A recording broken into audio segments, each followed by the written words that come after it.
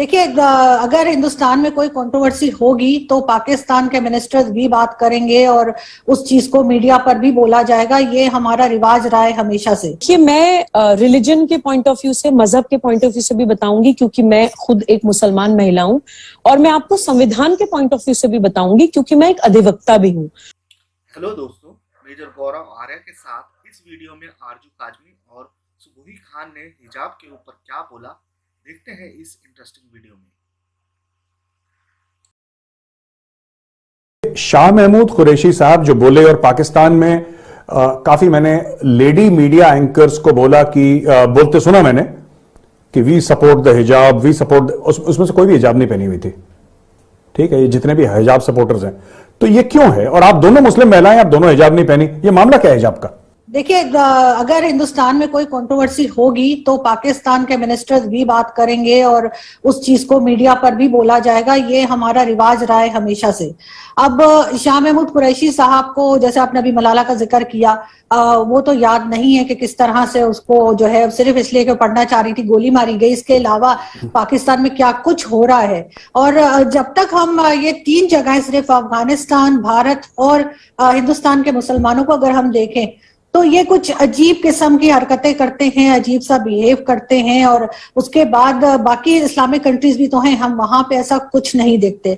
और इसी वजह से हम ना तो आगे बढ़ पा रहे हैं, ना एजुकेशन फील्ड में और ना ही कहीं और।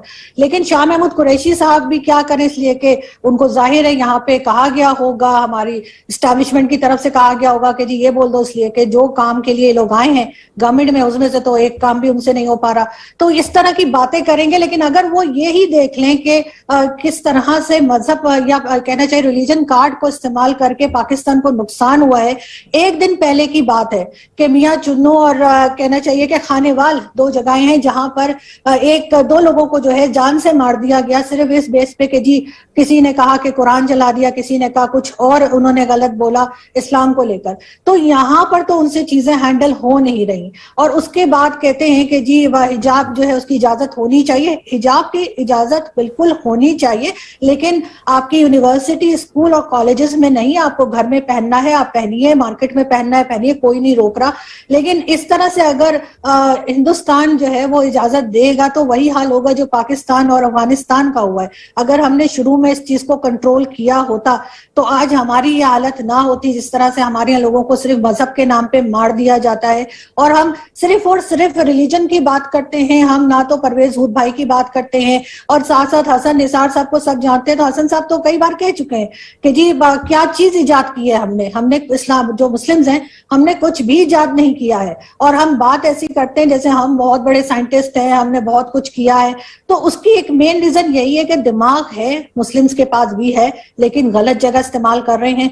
जिस वक्त के वो अपनी इस कहना चाहिए दिमाग को सही जगह लगाएंगे, एजुकेशन में और दूसरी चीजों में, और ये जो रिलीजन कार्ड है इसको खेलना बंद कर देंगे, तब ये चीज सही हो जाएगी। मैं आपको लास्ट में ये भी बताती चलूं कि मैंने रिलीजन के ऊपर एक आर्टिकल तक लिखा था, वो प्रिंट नहीं हुआ, और मुझे कहा गया कि नहीं, मिस यूज ऑफ रिलीजन था वो, उसका जो टाइटल था। तो यहाँ पे तो आप बात नहीं करने देते। और उसके बाद पाकिस्तान का नंबर 1 है, पाकिस्तान जहाँ के लोग जो है वो एडल्ट मूवीज देखते हैं, और उसके बाद हमारे मिनिस्टर्स तक पकड़े जाते हैं जिनकी किस किस किस्म की वीडियोज हैं, और बात करते हैं हिजाब की, इस्लाम की, कुरान की।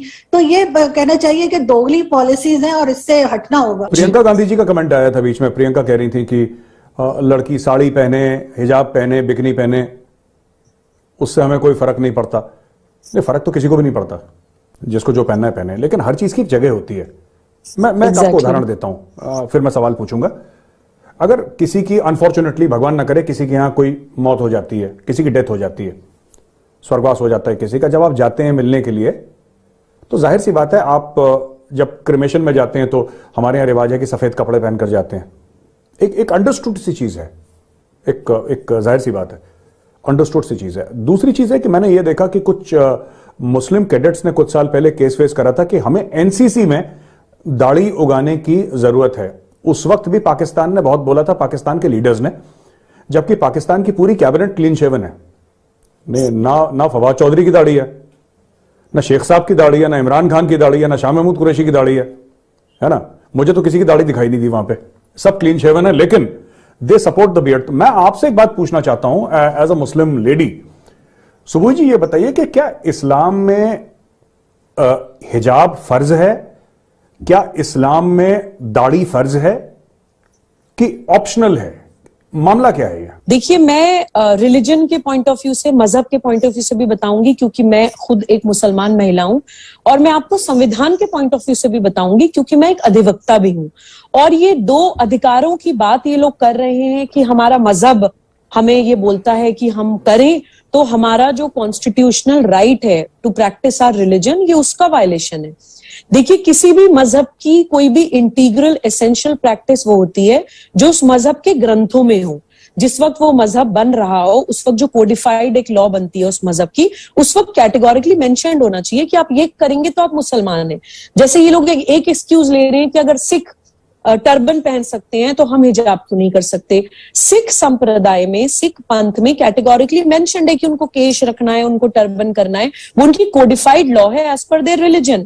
कुरान शरीफ में हिजाब का एक वेशभूषा की फॉर्म में या क्लोथिंग की फॉर्म में बुर्के का, हिजाब का, नकाब का कहीं से कहीं तक कोई मेंशनिंग नहीं है। बार बार जितने भी इस्लामिक स्कॉलर्स हैं उनसे पूछा जा रहा है कि आप एक भी वर्ड्स कुरान की बताइए। कुरान शरीफ ड्रेसिंग की फॉर्म में सिर्फ इतना कहती है कि कवर योर बॉसम्स, यानी कि अपनी छाती को कवर करिए। इवन मुसलमान मर्दों को बोला जाता है कि अपनी नजरें नीची करिए, शर्म का एक पर्दा होना चाहिए, शर्म का एक हिजाब, एक कवर होना चाहिए कि आप किसी को गलत नजरों से ना देखें। अपनी शर्मगाहों को कवर करने की बात कुरान शरीफ करती है। तो पता नहीं कहां से एक अजीब सी प्रैक्टिस इन लोगों ने, जैसे ट्रिपल तलाक है या हलाला है या बहु विवाह है या ये बुर्का है, सारी इस्लाम की बिद्दत, सारी मैल प्रैक्टिसेस केवल और केवल महिला को एक कमोडिटी की तरह, एक जिस सेक्सुअल ऑब्जेक्ट की तरह इस्तेमाल करने के लिए ये लोग इस्तेमाल करते हैं। तो देखिए, अब मुझे लगता है कि समय आ गया है। आई रियली अप्रिशिएट आरजू जी जो पाकिस्तान में बैठकर ये बोल रही हैं कि नहीं, हिजाब करना या नकाब करना जो है वो इस्लाम का पार्ट नहीं है। मैं तो चलिए खुशनसीब हूं कि मैं भारत में हूं, मैं प्रोटेक्टेड हूं, मैं ये बात कर सकती हूँ। लेकिन आरजू जी की हिम्मत को मैं सलाम करती हूँ कि वो एटलीस्ट सच को ऐसी कंट्री में बैठकर बोल रही हैं जहां पे सच बोलना हराम है।